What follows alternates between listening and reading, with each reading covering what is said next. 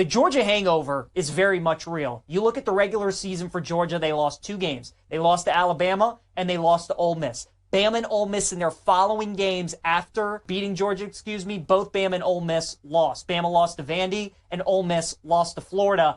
Georgia, we know, is the premier program right now in college football, right? And obviously these kids are 18, 19, 20 years old. When you beat the team in college football, when you beat the premier program, especially for a team like Bama, that was Kellen DeBoer's first huge win in Tuscaloosa. Lane Kiffin, that was his signature win at Ole Miss. Both of those teams had letdown games in their following games, and I worry about that with Notre Dame and Marcus Freeman, right? Notre Dame arguably just won probably their biggest game in the last 30 years in the Sugar Bowl against Georgia. So now they have to get ready for a really good Penn State team that does a lot of similar things to what they do. They're good on defense. They stop the run. They got a good running game, and Drew Aller hits them with some explosive plays in the pass game. I think Penn State could get off to a good start. They were up 28-0 at halftime against SMU, 17-7 at halftime against Boise State.